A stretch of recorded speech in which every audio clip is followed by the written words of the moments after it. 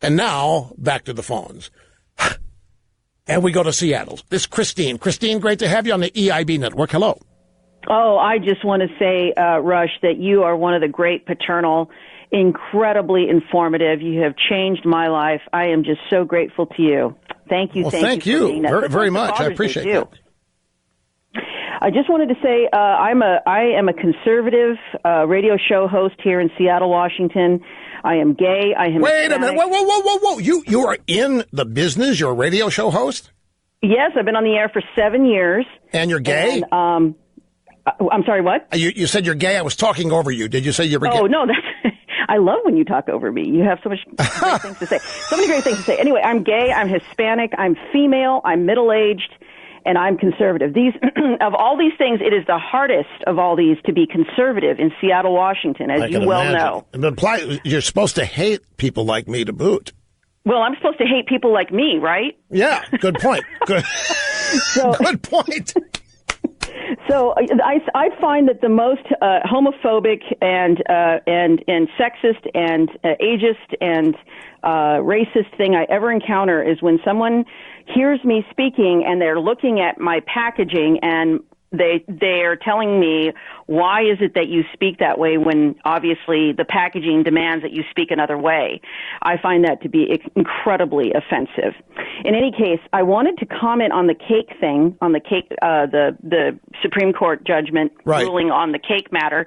I wanted to say that I am so pleased to hear that because I just don't understand how people in this country can keep fighting against having their negative rights, against having what makes this country great, and against that which are the people that came to this country and come to this country come here for.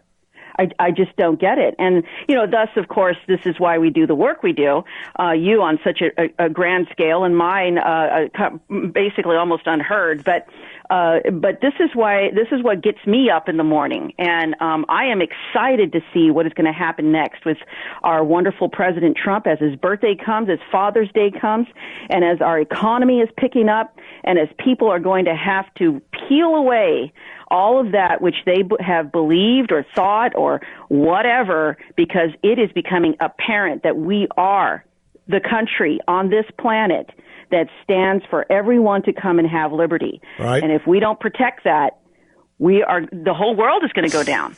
That's just how it is.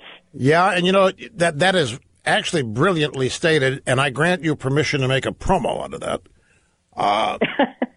For your show, but I just wanted to. I've been wanting to talk to you for a long time. I don't want to take up a bunch of your airtime, but I did want to say that I was not always a conservative.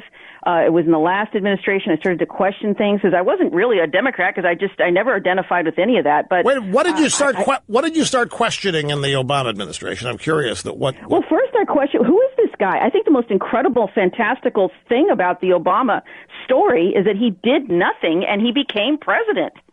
That told me right there that if he was a reflection on what most people were thinking, or at least some people were thinking, then we were in some trouble. And I started to look into stuff. I started listening to Mark Levin. I started listening to you. I started listening to a couple of other show hosts, reading some books. And eventually, I listened to Dan Bongino. And I tell you, I am a radio show host that is a conservative on a very liberal station, and I considered leaving, and I have weathered quite a bit of scraping on that. But I tell you what, it's worth it because people who are just waking up, they need to hear this stuff. And that's what changed my mind. You know what changed my mind? I listened to what you were saying, and I listened to what Mark Levin was saying, and I was listening to a lot of this other background chatter that people were talking about. And what I found is that people want to have freedom, but what they don't understand is that freedom never needs to be defended. It's liberty that needs to be defended. God gives us our freedom. God gives us the right to be free. We have to defend our liberty. Look, this is a good point, but I need to add something to it. I think many young people on the left have a skewed definition of what freedom is. And it's something that we're going to have to get hold of and shake loose from them real quick, because many of them literally believe that freedom entitles them to, for example, shut other people up. Freedom entitles them to tell other people what they can and can't say or do.